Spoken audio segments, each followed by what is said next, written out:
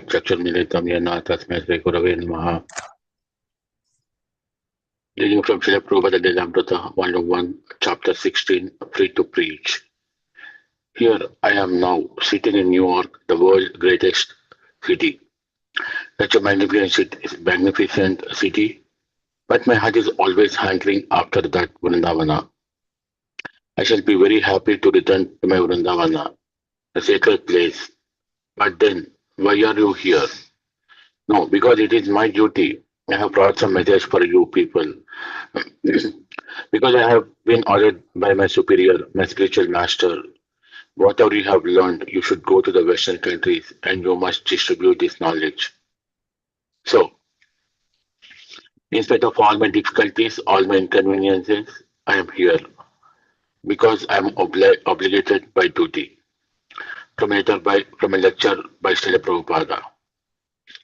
Room 307 was never meant for use as a residence or ashrama or lecture hall. It was only a small, narrow office without furniture or a telephone.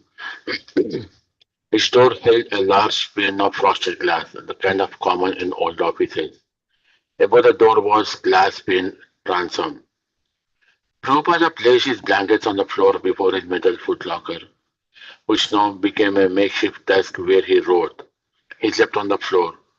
There were no facilities here for cooking or for even bathing. So, daily he had to walk to Dr. Mishra's apartment. When he had lived in the room 501 at Dr. Mishra's yoga ashrama, Dr. Mishra had financed his needs. But now Prabhupada was on his own, and whatever he could raise by selling his books, he would have to use it for his daily maintenance and for the monthly rent of $72. He noted that for a little powdered chili, the Western super charged 25 cents, 10 times what he would have paid in India. He had no guaranteed income. His expenses had increased and his physical comforts had reduced. But at least he had his own place. Now he was free to preach as he liked. He had come to America to speak about Krishna, and even from the beginning he had found the opportunity to do so. Whether an informal get-together in the Agarwal's living room or before a formal gathering at the Butler Lions Club, Dr. Norman Brown's Sanskrit class, Dr. Mishra's Yoga Society or the Tagore Society. But he did not attach much importance to lecturing where the people who gathered would hear him only once. This was the main reason he wanted his own building in New York, so that people could come regularly, chant Hare Krishna, take prasadam in his company, and hear him speak from Bhagavad Gita and Srimad Bhagavatam. Moving out of the yoga studio into a small office downstairs gave Prabhupada what he was looking for, his own place. But not even euphemistically could that place be called a temple. His name was on the door. Anyone seeking him there could find him. But who would come there? By its opulence and beauty, a temple was supposed to attract people to Krishna.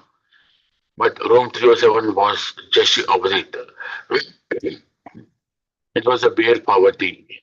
Even a person interested in political, spiritual topics would find it uncomfortable to sit on the rockless floor of a room shaped like narrow railroad car.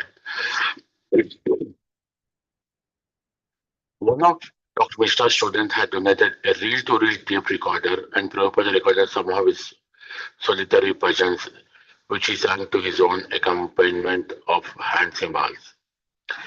He also recorded a long philosophical essay, Introduction to Gita Upanishad. Even if no one attends, Srila Bhakti Siddhanta Saraswati had told him, you can go on chanting to the four walls. But since he was now free to speak his message in a new situation God had provided, he decided to lecture 3 evenings a week, Monday, Wednesday, Friday, to whoever would come.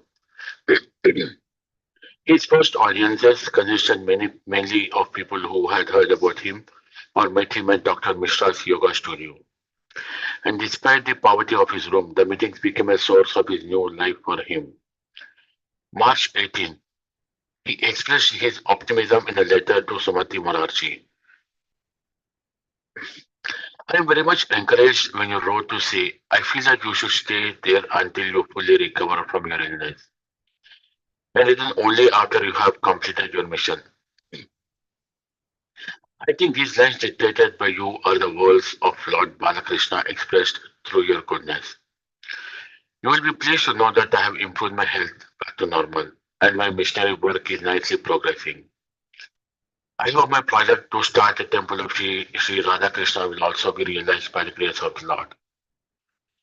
Since I came to New York from Butler, Pennsylvania, I have rented the above room for $70 per month and I'm delivering lectures on Bhagavad Gita and Srimad Bhagavatam accompanied by Sankirtans. Many American ladies and gentlemen come to hear me.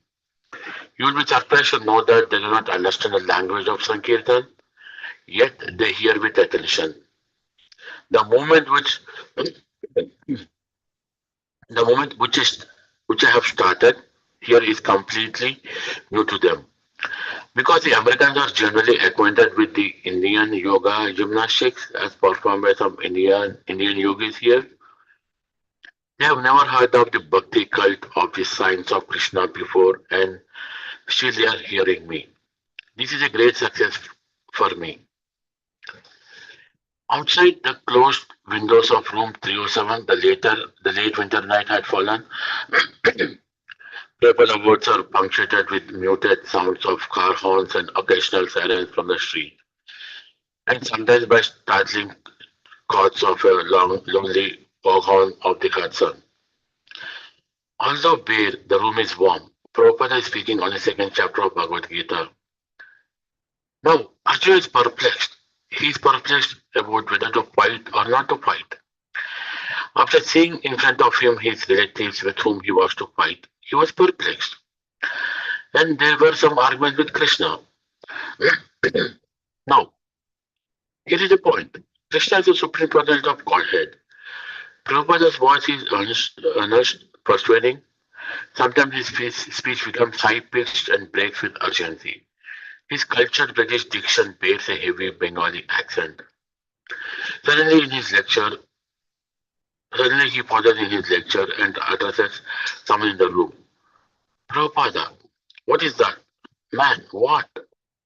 Prabhupada, what is this book? Man, well, this is a translation of Bhagavad Gita.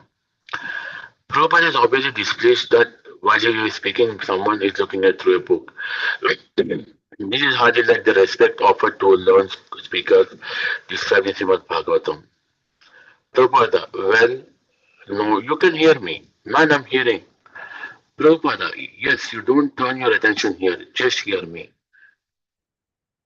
He's taking the role of a teacher correcting his student. Of course, there is no compelling reason why any of his casual guests should feel obliged to obey him. He simply begs for their attention and yet demands it. Just hear me as he attempts to convince them of Krishna consciousness. Hare Krishna Prabhu, let me stop here.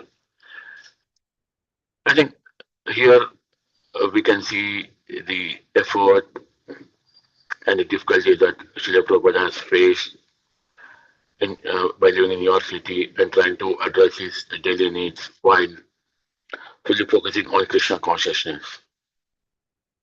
Yet Lord Krishna is still protecting him and then taking his spiritual guru words, he has come to America to spread the Krishna consciousness. Despite of all the despite of all the hiccups, yes, Srila Prabhupada is still able to take a baby steps to accomplish for the reason that he was in America.